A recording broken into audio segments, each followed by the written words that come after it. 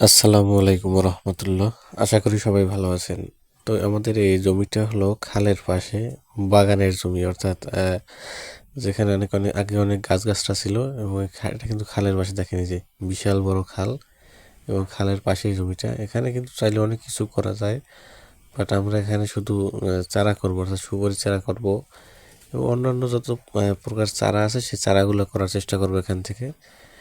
অন্য কোনো গাছগাছরা এখানে আমরা লাগাবো না, বেশিরভাগই আমরা সুপারি চারা করার চিন্তা ভাবনায় আছি। অর্থাৎ যেটা একটা লাভজনক ব্যবসা বলা চলে, সুপারি চারা করা, এবং নিজেরা চারা করে সেটা বাজারে বিক্রি করাটা একটু লাভজনকই বলা চলে। এবং জায়গাটাও কিন্তু বিশাল বড়, দেখেন সামনের জায়গাটা গাছলা গাছলা লাগাবো, যেখানে নিচু জমি, এবং উপরের যে জমিটা আছে সেখানে আমাদের চিন্তা ভাবনা আছে চারা করার, অর্থাৎ নার্সারি টাইপের করার একটা চিন্তা ভাবনা আছে। আর এদিকটাই গাছ লাগাবো আমরা, এই চিন্তা ভাবনা করে রাখছি আর কি। তো পাশেই খাল আছে, বিশাল বড় খাল, খুব সুন্দর এই জায়গাটা।